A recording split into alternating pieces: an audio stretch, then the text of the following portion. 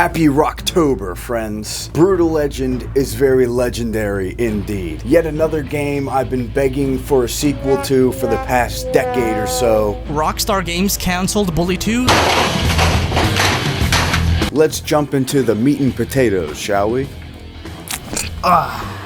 Nice and mushy and warm. Let's quickly plow through some of the gripes that I have with this game. Number one being there is no health bar. You can tell when you're down bad because the screen goes red and the heartbeat sound effect kicks on, which I hate. It's gross. It creeps me out. Make it stop. The driving can feel a bit floaty at times and a little jank, if you will. But if you can drive in GTA 4, you can drive in this game just fine. Fuck. Shit. And yeah, the boss fights are a little gimmicky. Doesn't mean they're not fun, just like all the boss fights in Demon Souls are pretty gimmicky. Doesn't mean they're not fun. Now let's talk about some of the things I like about this game. Absolutely everything. This game is amazing from top to bottom. Come on, dude, how come we're not moshing? The landscape, absolutely marvelous. It reminds me a lot of Bloodborne in certain parts. Soulsborne-y, dreary type look, which just... it hits the spot. It hits the spot good, you know what I mean? What really sucks donkey dick is the fact that I'm unable to share with you this immaculate copyrighted, copywritten, coffee maker soundtrack that goes along with this game due to DMCA laws. I don't know who you blame for that. The government, YouTube, fuck them both. Driving around this open world listening to this music is a great experience on its own. I'm a goofy goober! You're a goofy goober! As far as the lore for this game goes, in one ear, out the other. If you were hoping for a lore dump, I'm sorry, I cannot give it to you. So here's what I'm gonna do for you guys. After you finish your homework, I will permit you to go watch one YouTube video on a channel that's not mine and figure out all the lore about this game that you need to figure out. And as soon as you're done, you come right back home, okay? Don't forget to grab the mail and the wheelie bins on your way back. Now obviously Double Fine Productions developed this game, but the two creative geniuses behind this story and this world are none other than real-life friends Tim Schafer, creator of Psychonauts 1 and 2. I am the milkman. My milk is delicious. And Jack Black, you know who that is. And if you say, yeah, from Jumanji, go watch the Robin Williams Jumanji right now, and then go watch Zathura, because it's a better movie anyway. These two got together and bounced their big, beautiful, bounteous brains off one another and created this absolute masterpiece, releasing on October 13th, 2009. At a very inopportune time, the same day Uncharted 2 came out, and only 1 month prior to Modern Warfare 2 and Assassin's Creed 2. Jack Black provides his vocal virtuosity for the main character of this game, Eddie Riggs. Alright, nice try, lady. Or whatever you are. I'm supposed to think you're a nun, but I know you're really some kind of big ugly demon, so let's have it. Aha! I knew it! Big ugly demon. The greatest roadie to ever set up a show for this super duper ultra mega kick-ass badass heavy metal stainless steel action adventure real-time strategy game. And by the way, this is 2009 Jack Black, the Jack Black we all love. I know Jack Black has fallen very, very far from grace recently, but this is a Jack Black that we remember from School of Rock, Kung Fu Panda, and of course Tenacious D in The Pick of Destiny. After a horrible accident at a rock concert, Boo! You stink! Eddie Riggs is transported back in time to the most metal place in all of the lands, brother, where everything that's ever existed has stemmed from rock and roll, and guitars do this. And that too. When he awakes in this place, he's forced to battle his way through evil using an axe that he found and his guitar, Clementine. In the midst of this battle, we meet Ophelia. Oh man, don't tell me I've been slaying hot girls this whole time. Who helps us escape, although one would argue that Eddie helps her escape. Decapitation! There, it is dead. After building a mean-ass roadhog, which he names the Druid Plow, aka the Deuce. What do? You slam it into goo, hoo, hoo, hello. Looks like it's working already. And after avoiding certain death, we head to Bladehenge, where we meet Ophelia's compatriots, Lars and Lita Halford, inspired by Rob Halford and Lita Ford, respectively. Soon after we meet these guys, we waste no time forming our army, gathering headbanging bros. What do you do with a bunch of kids who don't know how to do anything but bang their heads all day long? You start a revolution, Lars. He's crying, dude. And while we're rounding up these headbangers, Ophelia nearly gets herself killed trying to recruit some Razor Girls. We take her to the Killmaster, inspired and voiced by none other than Lemmy, to use his super thick spiderweb bass strings to heal her wounds and bring her back to life. Nice. Thick as a baby's arm. And once he's resurrected my girlfriend, the Killmaster decides to join our ragtag underdog group of metal-headed delinquents as a cleric-type character, healing us on the battlefield with his bass string riffs. And Burt Reynolds here just kind of shows up, who is essentially your stage manager, is the right term, I'm hoping. Mangus, are you an engineer? What's an engineer? Every battle you fight is essentially a rock concert. You build a stage, you build merch booths, and your fans are spirits that feed into your stage and allow you to recruit more of your crew as you go along through the real-time strategy elements that this game incorporates. Sooner or later, you're going to want to level up your weapons, level up your vehicle, and pick up some new abilities, right? Unless, of course, you're a stinky loser who likes to lose and stink. And that's where the Guardian of Metal comes in. Well, it's about fucking time. Metal noise, blood and fire. Tell me what you most desire.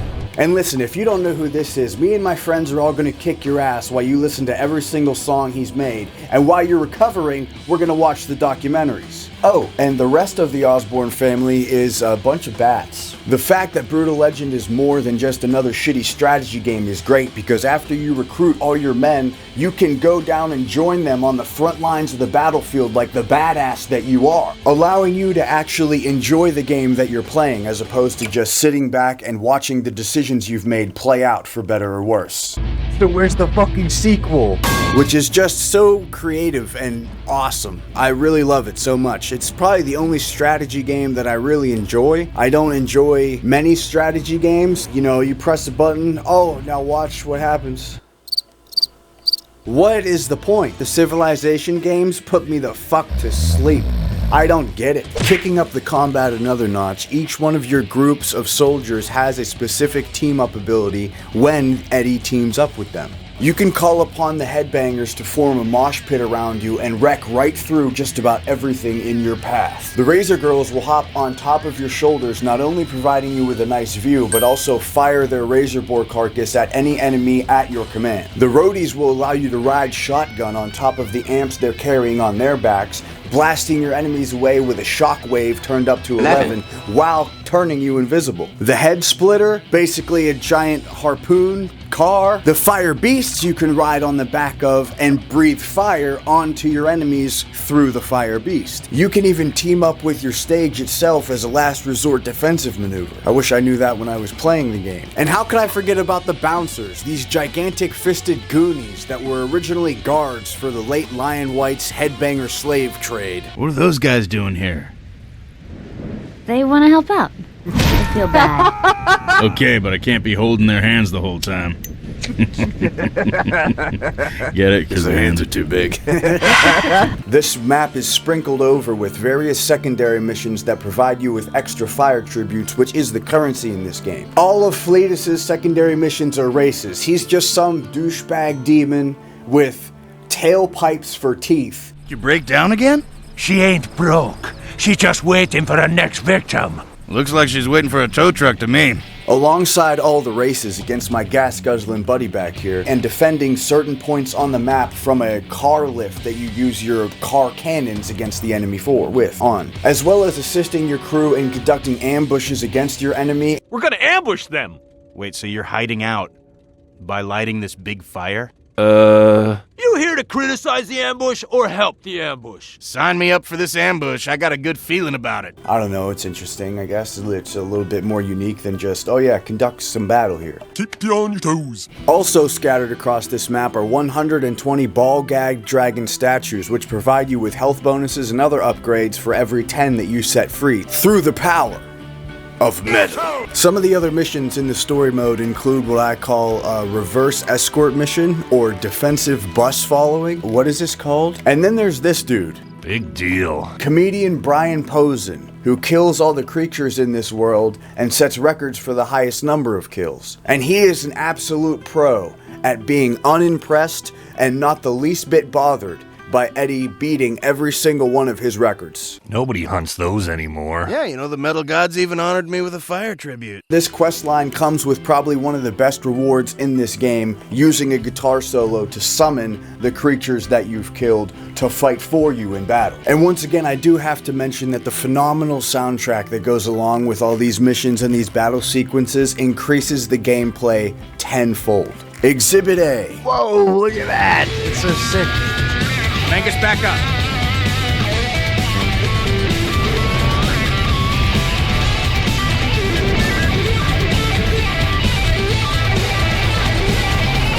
Exhibit B. Oh, Exhibit B is copywritten. A ding-a-da-ding-a-da-ding-a-da-ding. A ding-a-da-ding-a-da-dong. That's what I'm talking about. That's why this fucking game is so good. This is the perfect fucking mission for Through the Fire and Flames by Dragon Force, dude. I don't know the lyrics. Now this is a bit obvious, with 2009 Jack Black at the helm of this main character. Once again, this video game is absolutely hilarious. More so than any other video game I've talked about, except for the ones that go out of their way to be hilarious, which this one kinda does, but in a good way. Think they'll let me drive the bus? There's something in my He just pulls it out of his pants, chugs the whole thing, breaks the bottle over his head. Just a few bros having a brew, you know what I mean? The way this story goes balances a serious tone with some of the best jokes I've ever heard seamlessly. Dude, how about this? How about you take off your fucking diaper, lay down your little baby foo-foo, and go do your fucking job right now. Dude, not cool. I wear this thing so I don't have to stop the bus to take a leak. Mangus, it's a dead end. You're heading into the dry ice mines. Really? It looks more like a quarry to me. Just turn around, will ya? No room to turn here! He gave us the skills to defend ourselves when the black water last rose. Yeah, he gave me something too. Oh.